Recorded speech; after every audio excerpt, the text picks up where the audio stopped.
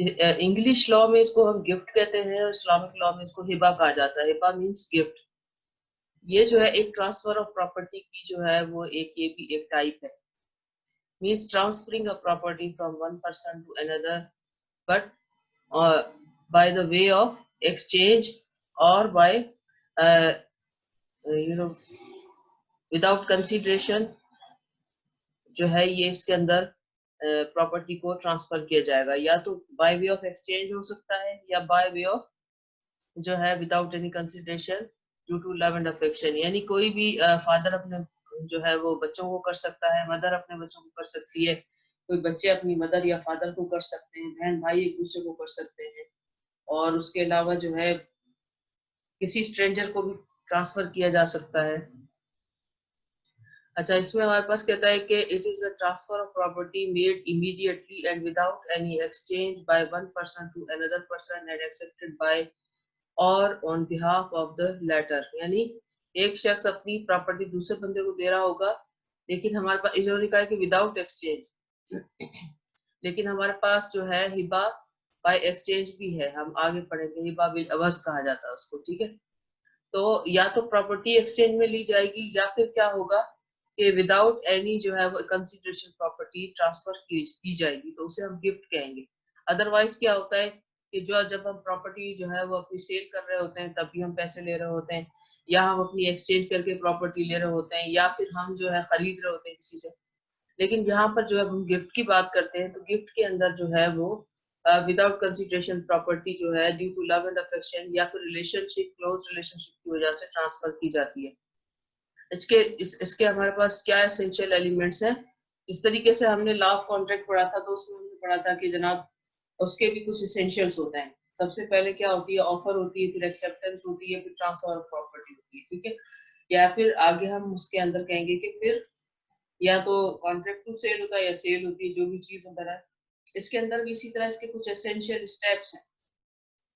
तो essential elements of the gift क्या है, सबसे पहले जो है हमारे पास क्या आ गया, द डोनर, जो शख्स दे रहा है अपनी प्रॉपर्टी। नंबर 2, डोनी, जिसको प्रॉपर्टी दी जा रही है या जो एक्सेप्ट करेगा। नंबर 3, एब्सेंस ऑफ कंसीडरेशन होगी इसके अंदर, ठीक है, कंसीडरेशन नहीं होगी, पैसे नहीं लिए जा रहे होंगे। नंबर 4, जो चीज ट्रांसफर की जा रही है, सब्जेक्ट मैटर। उसके बाद नंबर 5 है declaration of gift by the donor, यानी जब कोई शख्स दे रहा है किसी को प्रॉपर्टी, वो डिक्लेयर करेगा कि मैं अपनी प्रॉपर्टी जो है मिस्टर एक्स वाई जेड को गिफ्ट कर रहा हूँ या दे रहा हूँ। डिक्लेरेशन आ गई। उसके बाद नंबर 6 ये है कि एक्सेप्टेंस भी जरूरी है। अगर आगे से एक्सेप्टेंस नहीं होती है गिफ्ट की तो गिफ्ट कंप्लीट नहीं होता, ठीक है। And acceptance of gift expressly या फिर इम्प्लाइडली, दोनों सूरतों में हो सकती है। खामोशी से लेकर रख ले तभी एक्सेप्टेंस हो गई, या फिर वर्बली कहे कि थैंक यू, आपने मुझे गिफ्ट किया, बहुत बहुत शुक्रिया, मैं इसको एक्सेप्ट कर रहा हूँ। इस तरीके से भी हो सकता है, एक्सप्रेस भी हो सकता है, इम्प्लाइड भी हो सकता है, और बाय रिटन भी हो सकता है, हर तरीके से हो सकता है। Number 7, delivery of possession. अब इन सारे एलिमेंट्स के अंदर आप देखें कि जब तक के एक भी इसमें से अगर कोई एब्सेंट हो जाएगा तो वो गिफ्ट कंप्लीट नहीं होगा। डोनार नहीं है तो देगा कौन, दोनी नहीं है तो लेगा कौन, कंसीडरेशन है तो सेल हो जाएगी, आगे सब्जेक्ट मैटर अगर नहीं है तो फिर क्या क्या जो है वो लिया जा रहा है, क्या दिया जा रहा है। नंबर 5 के ऊपर डिक्लेरेशन, अगर गिफ्ट डिक्लेयर नहीं किया तो वो गिफ्ट ही नहीं है, डिक्लेरेशन बहुत जरूरी है। नंबर 6 के अंदर एक्सेप्टेंस, अगर आपने गिफ्ट किया, सामने वाले ने एक्सेप्ट ना किया, तब भी बेकार है आपका गिफ्ट करना। और नंबर 7 पे है डिलीवरी ऑफ पोजीशन, अगर आपने जो चीज गिफ्ट की है वो सामने वाले बंदे को दी ही नहीं तो गिफ्ट कंप्लीट हुआ ही नहीं। Mayor declaration is not sufficient and the delivery of position is very much necessary. ऐसा नहीं है कि कोई जबानी कलाम कह दे मैंने आपको अपनी प्रॉपर्टी दे दी तो वो दे नहीं देगा, जब तक कि वो बाय हैंड या बाय वे ऑफ ट्रांसफर आपको उसकी डिलीवरी नहीं, फिजिकल पोजीशन नहीं दे देता उस चीज की। देखें, आपके पास जब कभी आपकी बर्थडे होती है, कोई भी ऐसा इवेंट आता है, तो ईद के ऊपर भी आपको जो है आपके फादर मदर या जो भी घर के बड़े होते हैं आपको खर्ची देते हैं। जबानी अगर कोई कहते हैं मैंने आपको जो है 1000 रुपीज दिए, तो वो 1000 रुपीज तो आपकी जेब में नहीं आएंगे जब तक कि वो आपको फिजिकली 1000 रुपीज का नोट हैंड ओवर ना करे।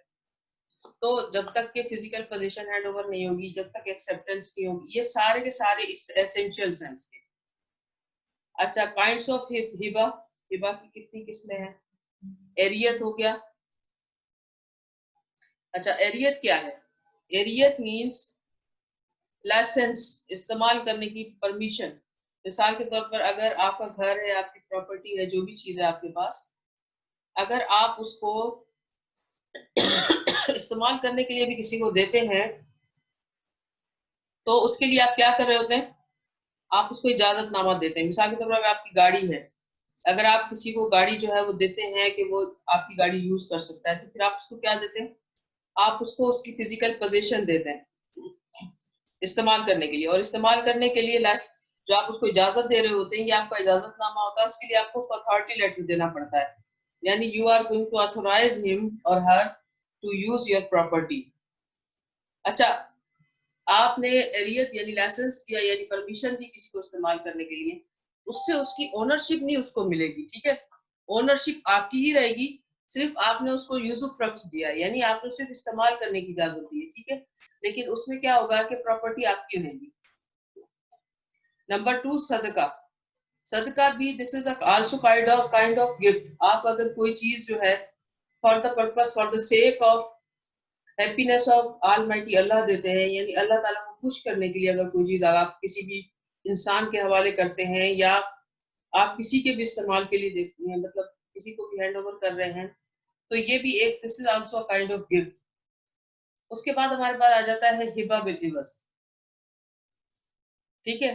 हिबा बिल इवज क्या है? हिबा बिल इवज ये है कि बाय वे ऑफ एक्सचेंज। अब उसके अंदर ये प्रॉपर्टी जो भी आप दे रहे हैं, उसकी प्रॉपर्टी की कीमत ज्यादा हो सकती है, और जो आपको उसके बाद बदले में आप एक्सचेंज में ले रहे हैं, उसकी कीमत कम हो सकती है। अच्छा, इसके अंदर इक्वल अमाउंट का होना जरूरी नहीं है। बड़ी चीज देकर छोटी भी नहीं जा सकती है, छोटी चीज देकर बड़ी चीज भी नहीं जा सकती। तो इसके अंदर क्या होगा कि प्रॉपर्टी की वैल्यू मैटर नहीं करेगी, क्योंकि ये हिबा है, गिफ्ट है। तो गिफ्ट में प्रॉपर्टी की वैल्यू कम, दोनों की एक्सचेंज में कम या ज्यादा होगी। लेकिन अगर आप sale by way of exchange करते हैं, तो वहां प्रॉपर्टी की वैल्यू इंपॉर्टेंट है बहुत। यानी जो प्रॉपर्टी आप दे रहे हैं, उसके इक्विवेलेंस प्रॉपर्टी या तो आप लेंगे, या उसके बदले में प्लस में उससे पैसे भी ले रहे होते हैं उसको इक्वल करने के लिए, ठीक है? हिबा बिल शर्त इवज। अब ये क्या होता है कि इसमें कंडीशन होती है। कंडीशन ये होती है कि आप जो इसके बदले में मुझे कोई प्रॉपर्टी देंगे इन फ्यूचर, ठीक है? हिबा बिल इवज क्या है कि ऑन द हैंड आपने दी प्रॉपर्टी, उसके बदले में प्रॉपर्टी ले ली, तो ये हिबा बिल इवज होगा। शर्त इवज ये कि मैं आपको ये गिफ्ट कर रहा हूँ, फिर आप मुझे गिफ्ट करिएगा, ठीक है? यानी इन फ्यूचर वो आपको कभी भी वो चीज जो है वो मिलेगी, ठीक है? अब आगे चल के इसको एक्सप्लेन किया हुआ है।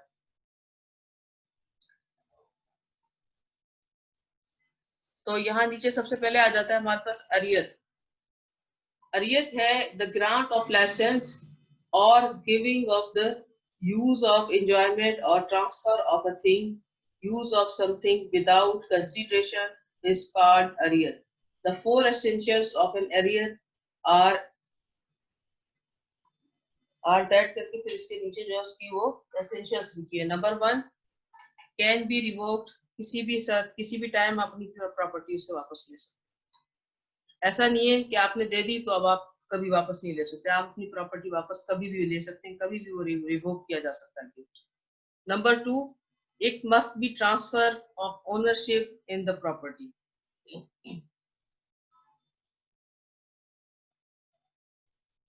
Sorry, it must not be transfer of the ownership. अच्छा, इसमें क्या होगा कि इसमें नॉट लिखना था, ये इसमें लिखा हुआ है। एक सेकंड, इसको मैं करेक्शन कर दूंगी। इसमें ऑनरशिप नहीं दे रहे होंगे आप, सिर्फ इस्तेमाल करने के लिए देंगे। यहाँ पर नॉट आएगा, एक सेकंड इसको करेक्शन कर ले कि रह जाएगा।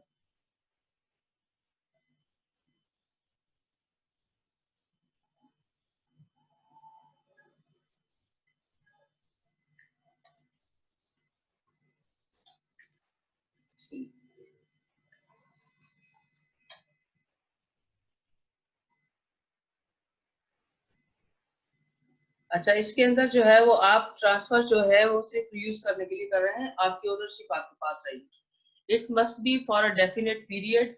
एंड नंबर 4, इसके अंदर कंडीशन ये है कि it does not develop the heir of the heirs of the donee on his death. यानी आपने अगर मिस्टर एक्स को दिए इस्तेमाल करने के लिए, तो उसके ऐसा नहीं कि वो कहे कि मेरे मरने के बाद फिर मेरे बच्चे उसको यूज करें, ऐसा नहीं होगा।